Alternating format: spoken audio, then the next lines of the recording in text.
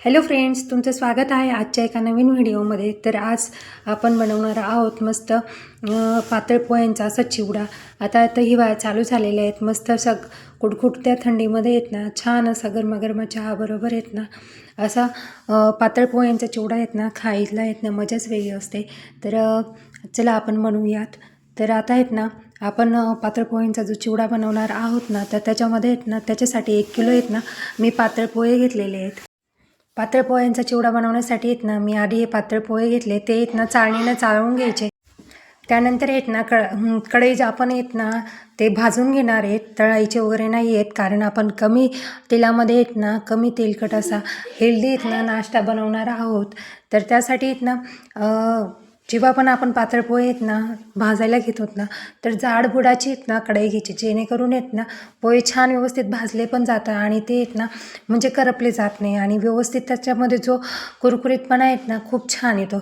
आणि जेव्हा आपण भाजायला घेतो ना तर एकदम आहेत ना गॅसची फ्लेम कमी राहून द्यायची। तर हे बघू शकता तुम्ही, एकदम आहेत ना डायरेक्टली त्याचा भुगा होऊन जातो। त्यामुळे आहेत ना जेव्हा पण आपण पोहे भाजतो ना तर त्याची गॅसची फ्लेम कमी राहून द्यायची आणि जाड बुडाची कढई घ्यायची आणि सतत ते हलवत राहायचं, जेणेकरून आपले पोहे एकसारखे आहेत ना छान असे व्यवस्थित भाजले जातात। आणि थोडे थोडे करून टाकायचे, एकाच वेळेस जास्त नाही टाकायचे, कारण आहेत ना तर म्हणजे हलवायला पण येत ना व्यवस्थित हलवता येतात आणि छान सगळीकडे असे आहेत ना त्याचं आहेत ना मस्त असे कुरकुरीत आणि एकदम कडक छान असे भाजले जातात। तर इथे आहेत ना मी सगळे पोहे भाजून घेतले। त्यानंतर आता आहेत ना आपण त्याच्यामध्ये टाकण्यासाठी आहेत ना म्हणजे चिवड्यामध्ये टाकणार खोबरं, शेंगदाणे वगैरे सगळं तळून घेणार आहेत। तर इथे आहेत ना मी थोडं तेल घेतलेलं आहेत, तर त्याच्यामध्ये आहेत ना म्हणजे मी आधी ते तेलामध्ये तळून घेतलेलं होतं काही, त्यानंतर आता डबल यूज करते।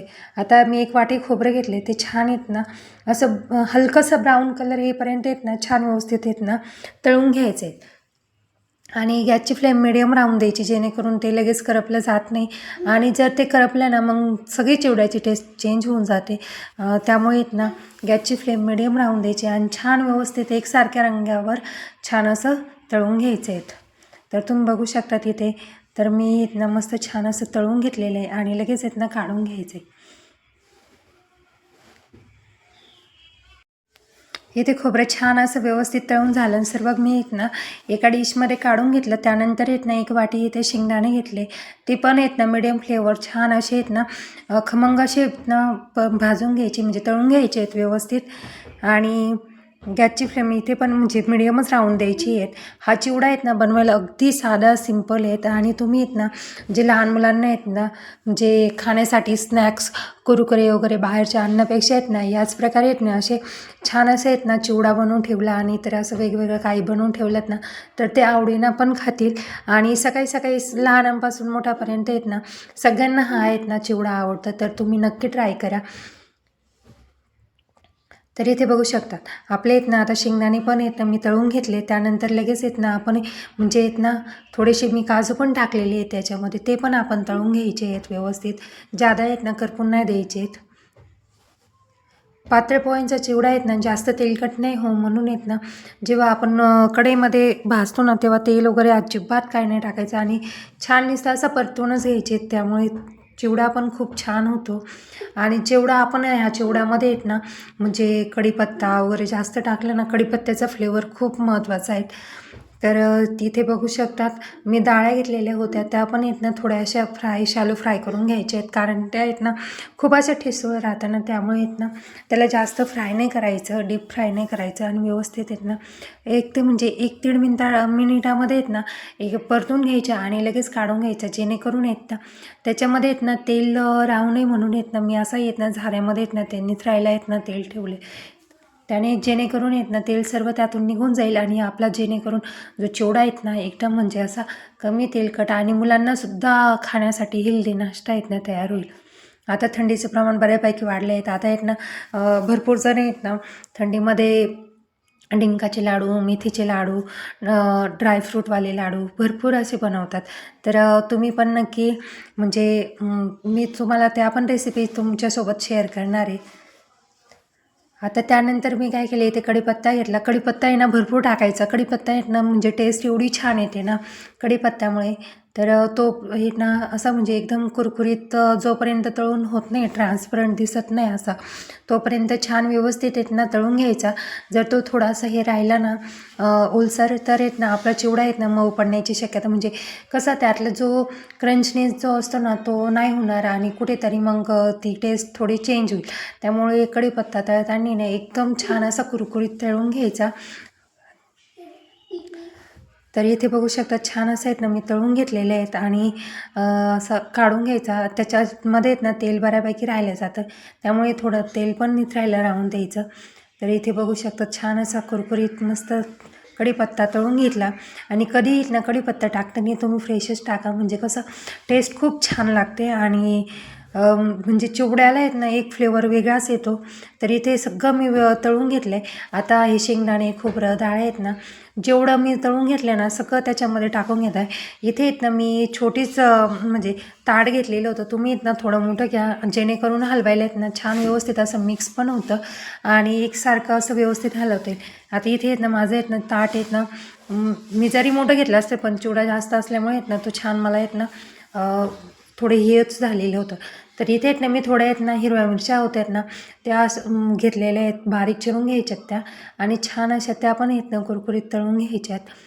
तर इथे बघू शकतात एकदम असे आहेत ना शॅलो फ्राय नाही करायचे, एकदम कुरकुरीत होईपर्यंत फ्राय करून घ्यायच्या.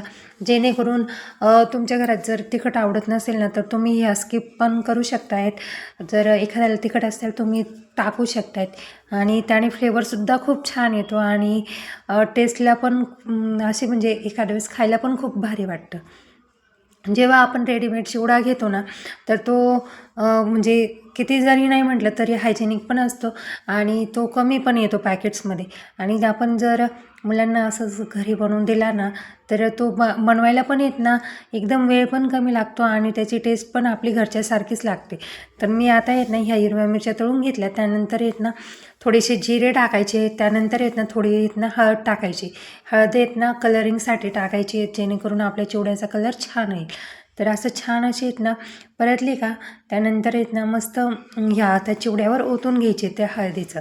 तर मी इथे हिरव्या मिरच्या पण टाकून घेतल्या. त्यानंतर येत ना ही हळदीचं पण असं येत ना मिश्रण त्यावर टाकून घ्यायचं आणि मग येत ना थोडंसं गरम असल्यामुळे येत ना थोडं त्याला गार होऊन द्यायचं, त्यानंतर टाकून घ्यायचं.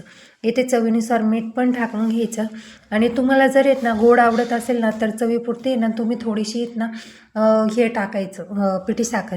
तर आमचे ते ना गोड जास्त हे नाही पण असंच नॉर्मल तिखट येत ना आवडतं, तर त्यामुळे येत ना मी फक्त मीठच टाकलं आणि थोडंसं असं गरम असल्यामुळे येत ना तर मी असं चमच्याने येत ना मिक्स करून घेते. तुम्ही ना घेताना येत ना मोठं असं पातेलं असलं ना तर ते ह्या कारण येत ना हलवायला येत ना खूप छान इतक्यात हलवलं पण जातो आणि कलर पण इतका येत ना छान लागून जातो हळदीचा, त्याच्यामुळे येत ना कलर पण खूप छान दिसतो, चिवडा पण दिसायला छान लागतो आणि टेस्ट पण खूप छान येते. तर आता म्हणजे चहाबरोबर काही का होईना नाश्त्याला असलं ना मग येत ना पोट पण भरून जातो, नाश्ता पण होऊन जातो, जेणेकरून आपल्याला रोज उठून नाश्ता करायचं टेन्शन पण येत नाही. तर इथे मी काय केलं नंतर हाताने सगळं व्यवस्थित मिक्स करून घेतलं. हाताने केलं ना तर लवकर होतं, चमच्याने येत ना एवढं व्यवस्थित काय हलवता येत नाही आणि ते जसं म्हटलं तसं मिक्स पण नाही होत. हाताने कसं आपण व्यवस्थित मिक्स केलं जातो आणि ना जे आपण टाकलेली होती ना वरून ते एकसारख्या रंगावर आपण असं हे केलं.